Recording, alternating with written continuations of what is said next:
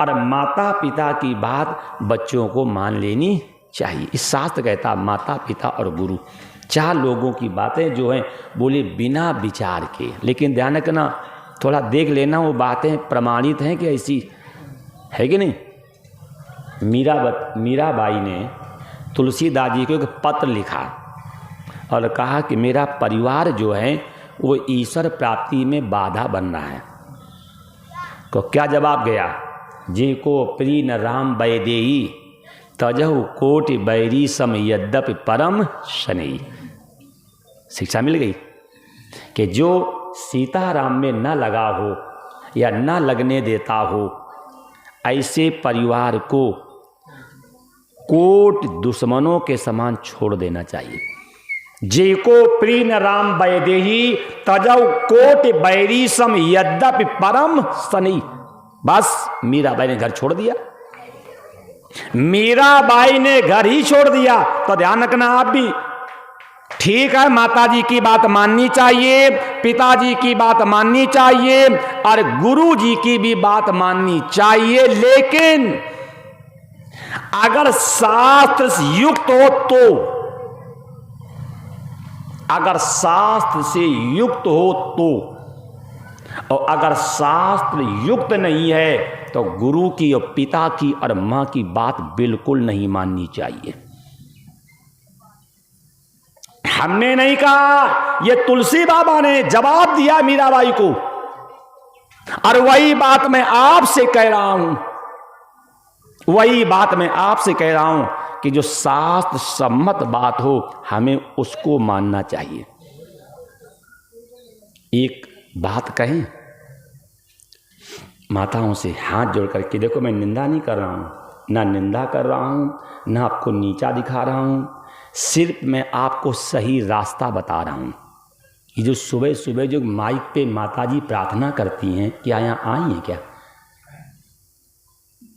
आई नहीं आई? नहीं आई, आएंगी भी नहीं। क्यों नहीं आएंगी मालूम? क्योंकि हम लोगों ने सिखाया है कि मेरे सत्संग के अलावा किसी के सत्संग में मत जाना, मेरे अलावा किसी की बात मत सुनना। अगर आप लोगों में कोई व्यक्ति अगर उनका शुभ चिंतक हो, ठीक, तो मेरी ओर से उनके हाथ जोड़ना, और मैं सिर को रख करके पैरों में माफ़ी भी मांग रहा हूँ कि जो भी वो उपासना करती हैं, कोई ईश्वर की उपासना नहीं है, कोई ईश्वर की उपासना नहीं है। और इसमें देखो मैंने अपना सिर और उस माई के चरणों में रख करके माफ़ी मांगी है, ठीक। तो कोई मेरा नीचा दिखाने का आशय नहीं है। क्यों? आप बैठे हो श्रेष्ठ लोगों में और कोई व्यक्ति आकर के कहे तू, अच्छा लगेगा? देखो पहले कथा सुनो। माताजी हम सुनाने आए, आप नहीं आए हैं। सुनाने के लिए हम हैं, आप सुनने के लिए नहीं कहते हैं। शोक सभा में सब मौन रहते हैं, रहते नहीं रहते हैं? शोक सभा में सब मौन रहते हैं और लोक सभा में सब बोलते हैं, और ब्रह्म सभा में एक बोले और सुने। और माताजी मैं तारीफ नहीं कर रहा हूँ, देखो मैं आपको माता पिता मानता हूँ, मेरे अंदर आपके प्रति इतने सुंदर भाव हैं। अगर मेरी बात मान लो और आपका जीवन बन जाए तो आपके माता पिता को भी स्वाभिमान हो जाएगा कि मेरा पुत्र ईश्वर में लग गया। तो ठीक, अगर आप लोगों में कोई उनसे बोलता हो तो कहना कि पंडित जी ने आपसे माँ कहा है, ठीक, और अपना सिर आपके पैरों में रख करके माफ़ी भी मांग रहे हैं, लेकिन उनकी उपासना कोई भी सही नहीं है। कैसे? प्रमाण लो। अपने से बड़े को अगर तू कहा जाए तो मरने के तुल्य होता नहीं होता? जब युद्ध शंख बज गया, युद्ध विराम हो गया, तो जिस समय अर्जुन अपने बड़े भैया के पैर छूने गए युधिष्ठिर के, और उस समय युधिष्ठिर बाण को निकाल करके मलहम को लगा करके सेंक रहे थे, और जैसे अर्जुन ने प्रणाम किया, युधिष्ठिर ने कहा तुम्हें धिक्कार, अब तुम्हारे गांडी को भी धिक्कार, तुम्हारे रहते हुए अब तुम्हारे भाई की ये दशा। अर्जुन ने कहा भैया हमें धिक्कारने का आपको अधिकार है, क्योंकि आप बड़े हैं और मैं छोटा हूं।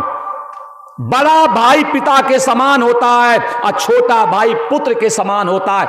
हमें धिक्कारने का आपको अधिकार है, लेकिन हमारे गांडियों को धिक्कारने का आपको कोई अधिकार नहीं। और मैं सूर्य उदय से पहले तुम्हें मार दूंगा। पांडव पक्ष में सब रो रहे हैं कि भाई भाई लड़ गए, और कौरव पक्ष में उत्सव बज रहे हैं, वाह मजा आ गई, विनय मारे मर गए। तब भगवान ने अर्जुन से कहा है कि अपने से बड़े को तू कह दिया जाए तो मरने के तुल्य होता है। तब अर्जुन ने कहा भैया तुमने जुआ खेला, ये तुम्हारी देन है जो मेरी पत्नी द्रौपदी भरी सभा में अपमानित की गई। भैया तुम्हारी देन है जो ये महाभारत में निर्दोष लोग मर रहे हैं। जब अर्जुन ने अपने भाई से तू कहा, बस युधिष्ठिर का गर्दन नीचे हो गई, आंसू आने लगे। युधिष्ठिर जान गए कि मेरे भाई ने मुझे मार दिया। मतलब अपने से बड़े को तू कह दिया जाए तो मरने के तुल्य। वो क्या कहते, एक तू सच्चा और एक तेरा। ये कोई पूजा पद्धति नहीं है। मैं तो कहता हूं अगर आप कहें तो जिस गुरु ने आपको सिखाया मैं उसके सामने बैठने को तैयार हूं। अपने से बड़े को तू कहना, तुम कहना, ते कहना और उंगली उठा करके बात करना मरने के तुल्य होता है। और ईश्वर तो सबसे बड़ा है। एक तू सच्चा, एक तेरा नाम सच्चा। तो देखो पहले तो अपने से बड़े को तू कहना मरने के तुल्य है। दूसरी शिक्षा लो, एक तू सच्चा मतलब द्वैत हो गया कि हम अलग हैं और तू अलग है। तो शास्त्र कहता है यद यद दृश्यम तद तद मिथ्या तत्वम, जितना भी दृश्य है सब मिथ्या है। तो ईश्वर मिथ्या श्रेणी में हो गया। तीसरी शिक्षा लो, मंत्र उसे कहते हैं जिसके प्रारंभ में ओम लगा हो और लास्ट में नमा लगा हो। जैसे ओम नमः शिवाय, ओम नमो भगवते वासुदेवाय, ओम त्र्यंबकम जजामहे, ओम भूर्भुवः स्वः। देखो है मंत्र वही है जिसके प्रारंभ में ओम लगा हो और लास्ट में नमा लगा हो। एक तू सच्चा, एक तेरा नाम सच्चा, ये शास्त्र सम्मत बात नहीं है। वही लिखते गोस्वामी जी, कलिमल गृषे धर्म सब लुप्त भये सद ग्रंथ, दम्भिन हैं और निज मत, अपनी मति से और नाना प्रकार के। अब आगे नहीं कहेंगे, ये मैं निंदा नहीं कर रहा हूँ। आज मेरे सुबह कान में आवाज़ गई तो मेरा हृदय वैसा हो गया कि देखो तो कितना शरीर कीमती है और हम लोगों ने तुम्हें कैसा गुमराह कर दिया है। ये कोई मंत्र नहीं है, कोई साधना नहीं है। और आगे नहीं बोलूँगा, उसके शब्द तो इतने घटिया हैं, इतने घटिया शब्द हैं। अगर आप अवसर दें तो मैं एक एक शब्द की व्याख्या करूं। बस ये मैं आपसे हाथ जोड़ कह रहा हूं, जिस बाबा ने ये फैलाया है कि तू सच्चा और तेरा नाम सच्चा, ये नंबर 1 का आडंबरी है। इसलिए मैं आपके हाथ जोड़ रहा हूं, आपके पैर छू रहा हूं। आप मेरे माता पिता हो, आपकी अच्छी बात बताना हमारा धर्म है। इसमें मैं किसी गुरु की, किसी पंथ की, किसी संत की निंदा नहीं कर रहा हूँ। देखो मैं तो हाथ जोड़ के माफ़ी मांग रहा हूँ। मेरा तो एक ही उद्देश्य है, ये शरीर बहुत कीमती है, ईश्वर को पाओ, है कि नहीं।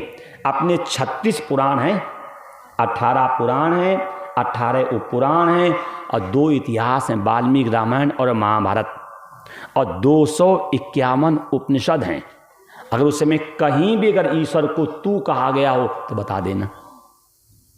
कहीं ईश्वर से कहा गया तू सच्चा और तेरा नाम सच्चा, सच्चे ग्रंथों को पढ़ोगे तो नाम और रूप हमेशा मिथ्या होता है, नाम रूप हमेशा मिथ्या होता है। लेकिन अगर सत्संग करो तब प्रत्येक चीज में 5 चीजें होती हैं, अस्ति, भांति, प्रीता, नाम और रूप। अस्ति माने है, भांति माने प्रतीत, प्रीता माने उपयोगिता। जैसे ईंट है, क्या बोलते हैं, ईंट तोड़ दो तो क्या कहोगे, अद्धा है। फिर अद्धा को तोड़ दो फिर क्या कहोगे, रोरा है। और रोरा तोड़ दो गिट्टी, गिट्टी तोड़ दो चूरा, चूरा तोड़ दो मिट्टी। देखो नाम मिथ्या है, नाम मिथ्या है। ये क्या है, स्टैंड।